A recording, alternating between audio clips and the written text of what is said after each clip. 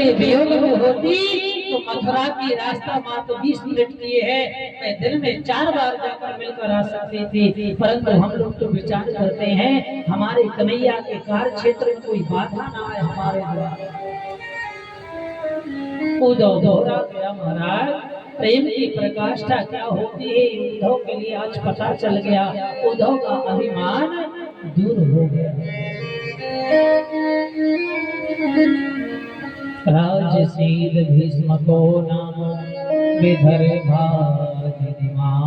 रहा, तस्य पंचान भगवान पुत्र कन्या विग्रह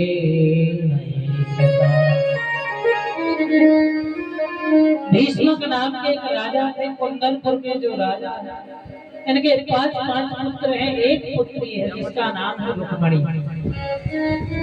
रुक्मणी ने अभी कन्हैया को देखा नहीं, रुक्मणी ने कभी द्वारकाधीश के लिए देखा नहीं महाराज, परंतु मन में विचार यही है कि विवाह करेंगे तो केवल रुक्मणी जी से, द्वारकाधीश से करेंगे। रुक्मणी ने द्वारकाधीश के लिए पति मान लिया, सर्वस्व मान लिया।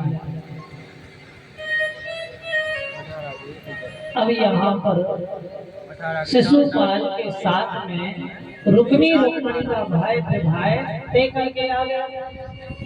घर पर बताया भी, जैसी बात पता चली रुक्मणी जी के लिए कि हमारा भाई हमारा विवाह शिशुपाल के साथ में तय करके आ गया, तुरंत रुक्मणी जी भाभी के पास पहुंची, निवेदन करने लगे भाभी वहां से, भाभी मैंने तो पति द्वारकाधीश के लिए कर लिया है, मैं विवाह करूंगी तो केवल द्वारकाधीश से, अन्यथा संसार में किसी से विवाह नहीं करूंगी। रुक्मणी जी से कहा उनकी भाभी ने, आप पत्र लिखिए और जाकर कात्यायनी माँ की देवी के यहाँ पर पूजा करने के लिए जाएंगी, तब द्वारकाधीश आए और आपके लिए लेकर चले जाएंगे। जैसे शिशुपाल की बारात आई, द्वार पर शिशुपाल की बारात आई। अब शिशुपाल जन्मा से कन्हैया द्वार पर, द्वार 4 जो होगा कन्हैया के संग। शिशुपाल के पिताजी जो थे वो कुंदनपुर के जो राजा थे महाराज, भीष्म नाम के राजा, उन्होंने द्वार 4 का पूजन कन्हैया के साथ कर लो। विवाह भगवान को चोरी छिपे नहीं हो। अब भगवान इतने सुंदर ही लगते के राजा ने सोची कि जे आए दूल्हा, द्वार 4 थे वो इतने में शिशुपाल पीछे से निकट आ रहे थे, कहा कि दूल्हा अब का द्वार 4 तो हो गया, आगे की कार्रवाई और देखी जाएगी। इतने में कात्यायनी माँ का पूजन करने के लिए रुक्मणी जी पहुंची और कन्हैया वहां पर पहुंचे, अपने रथ में रुक्मणी जी के लिए बैठाला और द्वारकापुरी नगरी के लिए लेकर चले। हमारे बीच में भी कुछ ही क्षणों में रुक्मणी कृष्ण पधारने ही वाले हैं।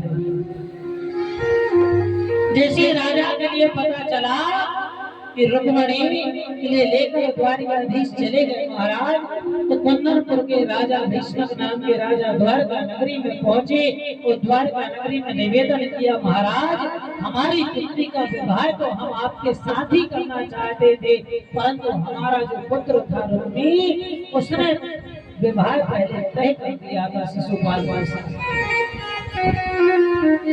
बड़े ही धूमधाम के साथ में रुक्मणी जी के साथ में कन्हैया का विवाह हुआ। विवाह कैसे हुआ? चोरी छिपे विवाह नहीं हुआ, वो ना कन्हैया भगा के ले गए। रुक्मणी जी पुनः अपने पिताजी के पास में आई, द्वारकाधीश बाकायदा बारात लेकर आए, वो बारात लेकर स्वयंवर हुआ, जयमाल हुई, उसके साथ संपूर्ण विधि विधान के साथ में कृष्ण का विवाह रुक्मणी जी के साथ में संपन्न हुआ।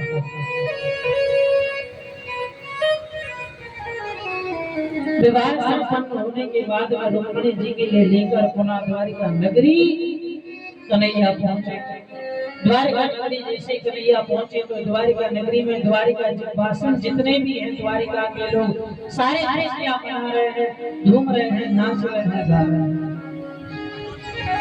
आइए एक भजन सुने, उसके पश्चात रुक्मणी जी के लिए साज सज्जा की जा रही है। रुक्मणी जी के लिए जितनी सखियां हैं वो सभी सखियां सजा रही हैं। अरे आओ मेरी सखियों मुझे मेहंदी लगा दो, आओ मेरी सखियों मुझे मेहंदी लगा दो, मुझे श्याम सुंदर की दुल्हन, मुझे श्याम सुंदर की दुल्हन बना दो। ओ मेरी सखियों मुझे मेहंदी लगा दो, आओ मेरी सखियों मुझे मेहंदी लगा दो, मुझे सुंदर सजा दो, मेहंदी लगा दो, मुझे सुंदर सजा दो, मुझे श्याम सुंदर की दुल्हन बना दो, मुझे श्याम सुंदर की दुल्हन